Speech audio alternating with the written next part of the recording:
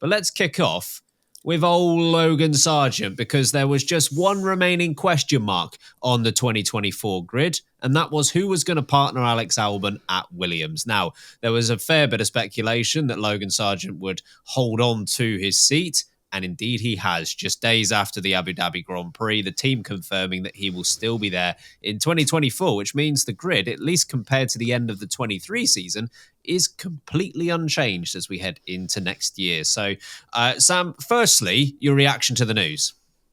Yeah, I mean, bizarre that we've had a whole season of no driver changes. I can't remember the last time that happened, where every single seat has been kept by the driver that was previously in the seat before. Never happened. Wow. There you go, folks. Never. You're witnessing history for the first time. This has never, ever happened, that all 20 drivers remain. Just copy and paste it. Drama is crazy in the transfer window these days. Talk about silly season. Go off the rails. Yeah, so Sargeant re-signed sensible season. Sensible. That's what we're going for now. We're boring, we're cold, we're sensible.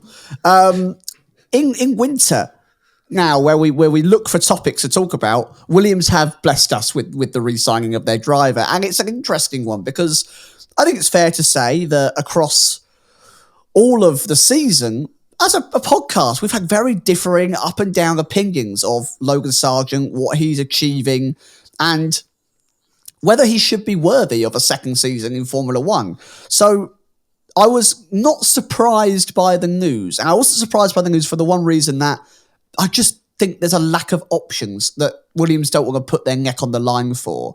I think there's a lot of stories that could have unfolded differently within the 2023 season that would have potentially have created rivals for Sargeant to put in that Williams seat. An example of one of those being, what if Yuki Tsunoda didn't get re-signed by AlphaTauri and it was Daniel Ricciardo and the youngster that comes from down under who picks up the secondary seat, of course, Lawson that is, if you're unaware, folks. And they went with that lineup. Does that mean that Yuki Tsunoda is available? And he sat there, and for me, that would have been an obvious pick for Williams to maybe go for someone with a bit more experience. And they have completed the ex-AlphaTauri partnership, of course, alongside Alex Albon. And then you look at other options that could have been available, such as their junior platform, their young drivers. I don't think anyone is there yet. No one was really competing in F2. They're promoting a couple of drivers from the younger divisions further up. They've given some tests to those younger drivers. And we know that there's no one ready and raring. It's not like Teo Pourchaire is a Williams Academy driver and they've just gone on one F2 season, for example. Speaking of Teo Pourchaire, who we're going to get onto later, someone like him would also be a stick your neck on the line kind of job. And would he be any better than Logan Sargeant? We don't know. We don't know really if he's one of those drivers that gets into an F1 car and suddenly succeeds, or maybe he flounders like what Sargeant did at the start of the season. So in terms of the initial news, not shocked, but also it's not exactly, edge of your seat, seat of your pants kind of news that blows you away. It's not thrilling me. I'm not filled with excitement. It does feel like the safe option. Ben, what was your immediate reaction when you saw the signing? Yeah, lack of surprise, first and foremost, because whilst there were contenders earlier on in the year, I think they kind of fell by the wayside one by one, which left Logan Sargeant as the only obvious contender. Obviously, Drogovic was kind of mentioned, and then he signed on as a reserve driver again for Aston Martin next year. Who else was mentioned? Liam Lawson. Obviously, he put himself out of contention by directly saying that he would be back in F1 with AlphaTauri and AlphaTauri only, or Red Bull, obviously. And Mick Schumacher, another name that was mentioned that Toto Wolff might want to shoehorn into that place. He has recently been confirmed in the World Endurance Championship. So you could see that all of the options one by one were making themselves not options throughout the year, to the point where Logan Sargeant made the most sense. Now, I still don't personally agree with the call, and we'll get onto that in a moment. However, I do think it was a good job by Williams in their decision-making process. I think they deserve compliments for how they did this. So first and foremost, they've announced this decision directly after the season, which I think was the right call for building Logan Sargeant's confidence. There wasn't this I don't know, a drawn out process of 3 months and Logan Sargeant not knowing at the end of January whether he was still racing this season. They've got to it early. They've made the call. And I think that will fill him with confidence. And it proves that the emphasis was on Sargeant, as Williams said all along. It was always the case of James Vowles and other senior members at Williams saying, look, this is on Logan Sargeant. If he hits the targets, he will be in the car next season. And I think them making the decision straight after the season proves that that was actually the case, rather than just a holding line of, oh, we'll keep him happy by saying that, but actually in the background, we're looking at other options. It does seem as if it was very much the case that he had the targets, he hit them, and therefore he's in the car for next year. I think they were open and they were honest at all stages throughout this. They never promised him that seat and then went back on it. I don't think they ever lied about how they were going to decide it. So I think Williams deserve credit for that, even if the fundamental decision isn't one I necessarily agree with. Do you agree with the decision, Sam? I think I'm forced to agree with the decision, and this is again due to the lack of options. James Vowles has held a weapon to my head behind camera and said, you will agree with the decision. But it's through lack of alternatives for them. And, you know, this lack of alternatives has opened up a domino effect for Logan Sargeant to become somewhat now, obviously, a 2-year driver in Formula One, potentially longer, through no doing of his own, really. And I think you have to go back to the start of last year when Sargeant first got the seat. You've got to remember that when Piastri was potentially going to become an Alpine driver, there was talks of him going on loan to Williams for a couple of years to develop. And then that obviously never materialised because Alpine lost Piastri. He went to McLaren. And the same was going to happen with Nick de Vries, of course, who was the standing driver in the Monza Grand Prix for Williams. And he then went to the AlphaTauri program and got separated again. And then in the junior program, no one was available, as I've already mentioned. So I feel like the decision process is right by, you know, it's defunct right. It's just default right, because unless you're wanting to take absolute risk, I can't see there being a more sensible, fair option without either spending big bucks to try and pull a driver out of his contract within Formula One already. And I think the options for that option are limited, are very small. Or you do what I already suggested, which you go to the F2 route or a reserve driver route. And again, there's as much risk there. And I think James Vowles has taken the sensible option of going, Logan, you cost us a bit of money with your crashing and your performances weren't great, but they were steadily starting to improve throughout the season.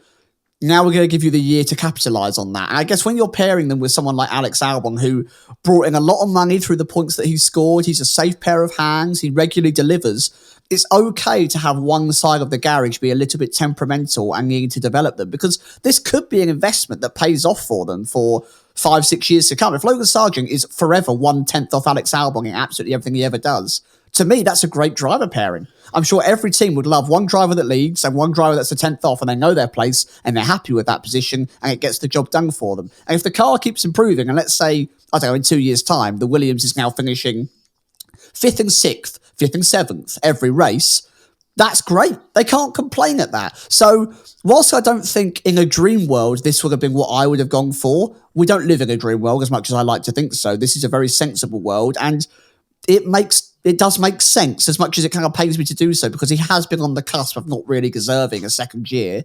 I can't see any real and obvious alternatives. Ben, I know that you're very much on the side of don't think he deserves to have a seat. What do you think should have happened? Yeah, I do agree with the point that he made progress in the last few races. He definitely did. I just don't think it was enough. And I'm happy to be corrected on this, but how many times has a great F1 career started with being whitewashed in qualifying by a teammate? How many times has a good career started with that? It's not to say it can't happen, but I think it would be unprecedented if that was the case. And no disrespect to Alex Albon, who is a very good driver. He's not Michael Schumacher. He's not Lewis Hamilton. If one of those drivers whitewashes you, okay. This is Alex Albon we're talking about. So that is one of my largest reasons I have reservations on this. I'm not a fan of chopping and changing for the sake of it. I don't think there's a benefit to that. But having said that, I think Williams are in a really crucial stage of their overall journey to get back to the front, to the point where I think now is the time where they need to get these decisions right. I think if you are, let's take the top 5 teams out of the equation. They're kind of in their own league right now. Of the other 5 teams at the back of F1, I don't think you'd rather be anywhere else right now than Williams. You could make a case and say a couple of years' time, Audi might be the venue, or you might think Alpine are going to get their stuff together. But I think of all those 5 teams, if you would say, okay, you can pick any one of them, which team do you want to go to right now? I'd take Williams, because they're the team on the ascendancy and they look like they are going places. In which case, I know there aren't any obvious choices out there, but I think you could make it happen if you really wanted to for one of these drivers. If earlier in the season you wanted to prize Nico Hülkenberg away from Haas, as an example, I think you could have done that. If earlier in the season you wanted to, I don't know, make a play for one of the Alfa Romeo drivers, I think it would have happened. I'm not saying they're the right options, by the way, but I think you could have made a non-obvious choice worked if you'd got onto it early enough. And I think there were enough indications early on that Sargeant isn't good enough. I know some are saying it's been a season of highs and lows, but there are many, many more lows than highs. Yeah, the lows are deep veined mines and the highs are miles, hills in the ground. It really wasn't, peaks and troughs, as you're saying. He still has a very long way to come. And as you stated with the comparison against Alex Albon, I think, is turning into a very, very solid Formula One driver. He's going to be here for a long time. I think, top 8 or 9 drivers comfortably on the grid. He's inside the top 50%. I think it's totally fair to say. Yeah. But as you've stated, he's not Max Verstappen. He's not Lewis Hamilton. He's not Charles Leclerc. He's going up against someone who's maybe 8th or 9th on this grid, and Logan Sargeant is 19th or 20th, rather than being 1st or 2nd against 9th or 10th. There's a lot of development that needs to progress. There's a lot of things that need to change, and maybe we'll see, a caterpillar bloom into a beautiful butterfly into the second season of his Formula One career, and he might really show himself with some more confidence and belief behind him. But I am inclined to think otherwise, and that we will see a mild improvement with a repeat of not being good enough again for the whole season. But I would like to be proved wrong by him. Oh, yeah, absolutely. I would be very, very happy to be completely and utterly wrong on this. I would be really happy if that was the case. But the margins are fine. Margins are really fine in the world of F1. And the reality is that if you had 2 Logan Sargents in that car this year, Williams would have lost out on $27 million. Like they would have. That's the difference between 7th and 10th, which is ultimately where they would have finished if they had scored a combined total of 2 points rather than the 27 or however many they ended up with. So, but you made that point, which I think is a fair point, Ben. I do think that's a very valid and fair point. But equally, if you had 2 Alex Albons in the car, they don't gain anything. Well, very true. So I think James Vowles' point, which we all worship the man. He's an incredible genius, wonderful, gorgeous person. All of the above. But I do think his point was, we have Alex Albon in the car as the steady pair of hands. We've got a moment to allow someone to develop. Again, I think the conversation we're having, Ben, which I think the point you've made is Logan Sargeant the right person to allow to develop? Has he got it in him to ever become Alex Albon when they need him to be? You never quite know what the margins are going to be between the teams up and down the championship, because let's take Alpine, for example. They could have been quite a bit worse than what they were this season and quite a bit better, and nothing would have changed in terms of their championship position. And then you've got the 4 teams at the back where marginal gains is the difference between 7th and 10th. Same between 2nd and 3rd. If Ferrari marginally better at anything, whether it's driver related, strategy related, they're claiming 2nd place in the championship. So it is difficult, but you never know season to season exactly what those margins are going to be. It might be the case that Williams make great strides in the off season and suddenly they do have the capacity to compete with Aston Martin and Alpine, in which case 2 Albons might have been the difference. But but they might be in the same spot as this year, and it won't matter. It's just really difficult to say. But I think you've at least got to prepare for the fact that you're the top. I don't know. Your two drivers performing at their peak is going to make a difference. I think you've got to account for that, even if it doesn't end up that way. Yeah, I think that's totally fair. I think you're right that next year there is definitely a chance that if Williams continue on the upwards progression, they'll need two Alex Albons rather than a dab hand behind the wheel and a loose cannon who they don't know if they're going to perform or not. So we'll have to see. Maybe it comes and bites them. Maybe James Vowles is rewarding for his loyalty and his trust.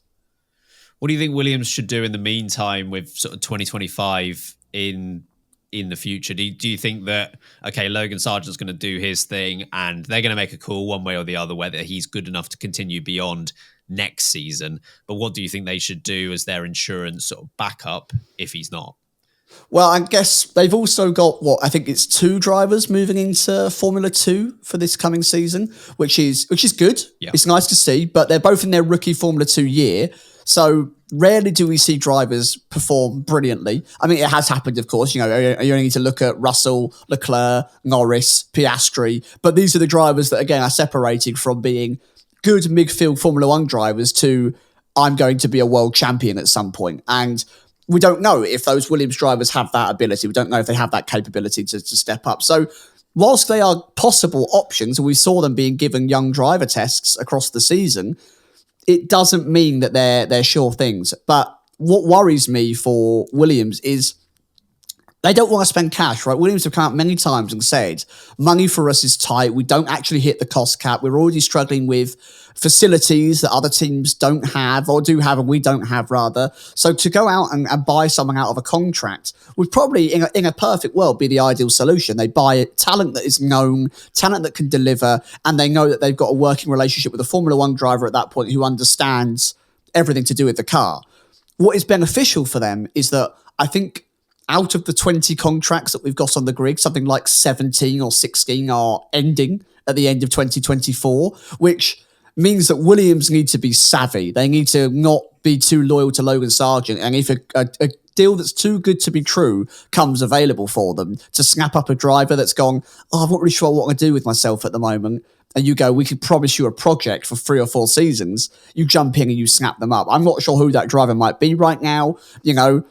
Maybe someone like Esteban Ocon, who isn't having a good time at Alpine, depending on how the season goes. I don't know. Something like that, might turn around and become available. Maybe a Valtteri Bottas for his last 3 or 4 years in Formula 1. I doubt he wants to go with the Audi thing coming in, but you never know.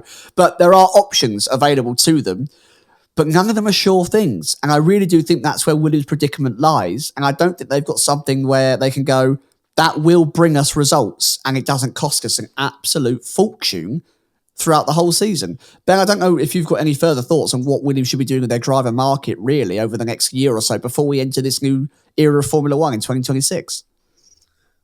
Yeah, I think what they're doing in terms of the F2, F3 lineup, they just need to keep going with that. And I think that's all okay. And like you say, if one of the drivers ends up being the next Norris, Russell, Piastri, Leclerc, fine, then you've got your option there. But in the instance that doesn't work out, I just think they should pay extra attention to the Red Bull scenario, because whilst that is okay for now and everyone is happy enough and content enough where they are, Sergio Perez has got another season to prove himself. Daniel Ricciardo now should get a full year in the AlphaTauri program, or whatever they're going to be called.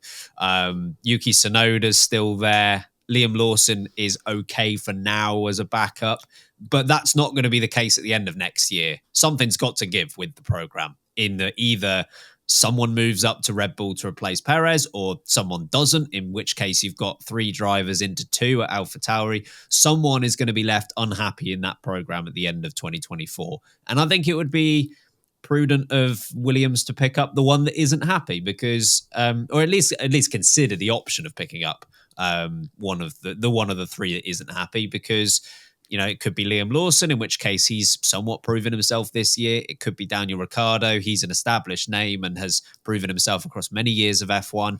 Yuki Tsunoda is improving year on year, even if you don't think he's got A-grade potential at the end of the day. He's still a good driver. So, keeping tabs on that whole discussion, I think, would be wise of Williams. Who would you choose out of the lot if you could have the pick of the bunch? If you're Williams, who would you go for? I think of if I could have a full choice of those 4 drivers, including Sergio Perez, it probably would be Sergio Perez. I think he is right now the best of the 4. And I think he's had enough experience at the front that would be really valuable for Williams. So I think he'd probably be the number 1 pick of those if he is left without a seat. And the good news for Williams, I guess, is that it's unlikely Perez is going to go back down to AlphaTauri, in that it's either going to be Red Bull again or gone completely. Whereas I think with Lawson, they'll try and keep hold of him.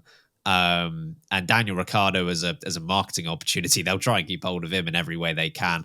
Whereas Perez, I'm less sure about. So I think that would be a great move for Williams.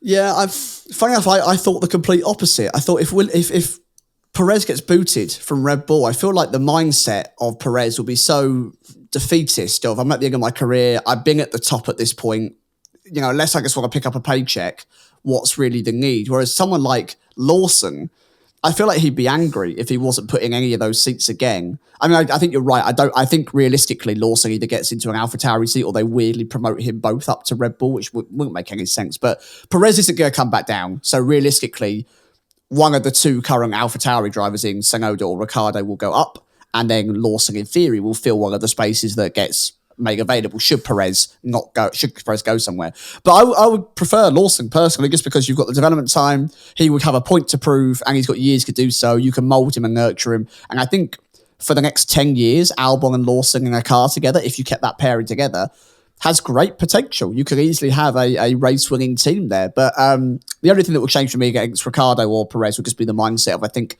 towards the end of their career, they might be a little bit defeated with being in what could be a mid-table side. Potentially. I mean, we've seen it with Raikkonen, we've seen it to an extent, I think, with Bottas, so there is a risk with that. I think the risk with Lawson is that they've kind of already had Lawson and Sargeant go up together throughout the junior ranks, and there was nothing between them. So it doesn't always translate to F1 that way, but certainly based on those 2 being almost identical in junior formulae, there is a concern that they would replace Sargeant and get someone who does exactly the same job. Yeah, fair enough. But it doesn't always work that way.